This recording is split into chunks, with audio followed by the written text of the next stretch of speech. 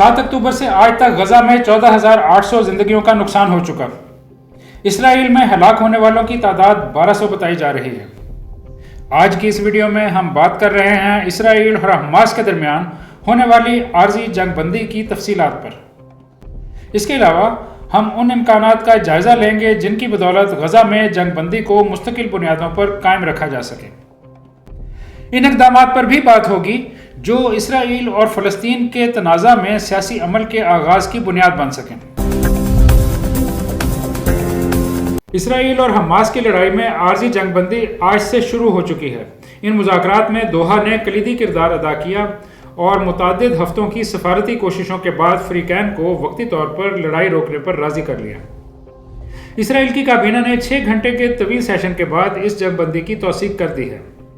Doha کے علاوہ مصر اور امریکہ بھی جنگ بندی کے لیے ہونے والی سفارتی کوششوں میں شامل تھے۔ جنگ بندی کی شرائط اور تفصیلات کا باقاعدہ اعلان تو نہیں ہوا، مگر ایک بیان میں اسرائیل کی حکومت نے کہا ہے کہ آئندہ 4 روز میں اسرائیل کے 50 یرغمالی رہا کیے جائیں گے اور اس دوران لڑائی میں مکمل سکوت رہے گا۔ اسرائیل نے یہ اعادہ بھی کیا کہ ہر اضافی 10 افراد کی رہائی پر 1 دن کی جنگ بندی میں اضافہ ہوگا۔ اسرائیل حماس کی جنگ بندی مقامی وقت کے مطابق آج بروز جمعہ صبح 7 بجے سے نافذ العمل ہے۔ قطر کے خارجہ دفتر کے مطابق آج شام 4 بجے 13 یرغمالیوں کو رہا کر دیا جائے گا، جن میں بچے اور خواتین شامل ہیں۔ متعدد اخبارات یہ دعویٰ کر رہے ہیں کہ حماس کے پاس یرغمال ہونے والوں میں ایک 9 ماہ کا بچہ بھی شامل ہے۔ اس بچے کی ایک تصویر بھی سوشل میڈیا پر گردش میں ہے، مگر آزاد ذرائع سے اس کی تصدیق نہیں ہو پائی۔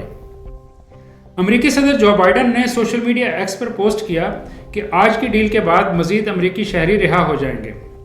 بائیڈن انتظامیہ کے مطابق رہا ہونے والے امریکی شہریوں میں 2 خواتین اور ایک 4 سالہ بچہ شامل ہے۔ ماہنامہ کرنٹ افیئرز کی ادارتی ٹیم کا تفصیلی تجزیہ پڑھنے کے لیے اپنے قریبی بک سٹال سے پرنٹ ایڈیشن طلب فرمائیں۔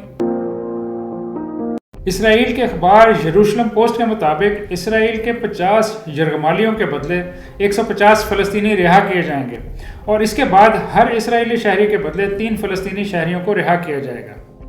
امریکی اخبار وال اسٹریٹ جرنل نے 300 افراد کی لسٹ شائع کی ہے۔ یہ فلسطینی اسرائیل کی حراست میں ہیں۔ ان میں 120 بچے ایسے ہیں جن پر پتھر پھینکنے کا الزام ہے۔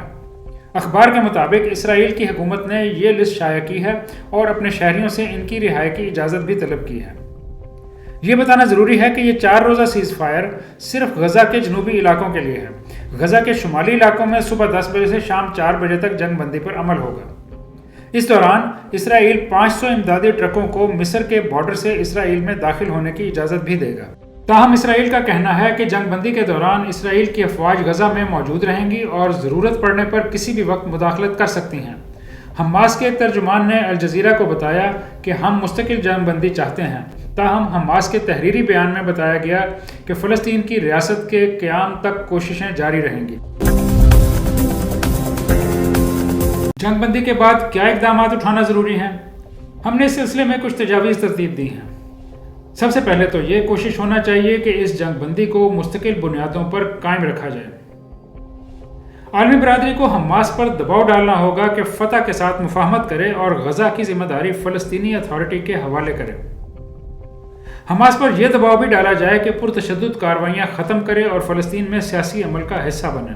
تنظیم آزادی فلسطین کی بحالی اور جمہوری بنیادوں پر فلسطین کی سیاسی جماعتوں کی نمائندگی کے بغیر فلسطین کے مستقبل کا تعین کرنا وقت کا ضیاع ہوگا۔ فلسطین کو نوجوان قیادت کی ضرورت ہے اور یہ اسی صورت ممکن ہے کہ سیاسی عمل کے لیے راہ ہموار ہو۔ غزہ کی فوری تعمیر نو ناگزیر ہے۔ عالمی اداروں کو ایمرجنسی بنیادوں پر یہ کام کرنا ہوگا اور غزہ میں ہونے والے نقصانات کے ازالہ کے لیے اسرائیل کو فنڈز کی فراہمی کے لیے مجبور کرنا ہوگا۔ اسرائیل پر دباؤ ڈالا جائے کہ ہر طرح کی آبادکاری اور تعمیرات کی تمام سرگرمیاں معطل کی جائیں کیونکہ اس کے بغیر پائیدار امن کی ضمانت ممکن نہیں۔ بقائے باہمی کے بغیر امن کی راہوں کا کوئی تصور نہیں اور اس کی اہمیت اسرائیل پر باور کرانا عالمی رہنماؤں کی ذمہ داری ہے۔ عارضی جنگ بندی نافذ العمل ہو چکی، مگر آگے کیا ہوگا؟ اگر ہم حماس کے مقاصد کی طرف جائیں تو سوال یہ پیدا ہوتا ہے کہ کیا حماس نے اپنے مقاصد حاصل کر لیے؟ حماس کے مقاصد ہم پر اس وقت واضح ہوں گے جب کوئی سیاسی عمل شروع ہو اور حماس کے مطالبات سامنے آئیں۔ اس 48 روزہ خون ریزی کے بعد اسرائیل حماس کو ختم کر سکا؟ بالکل نہیں۔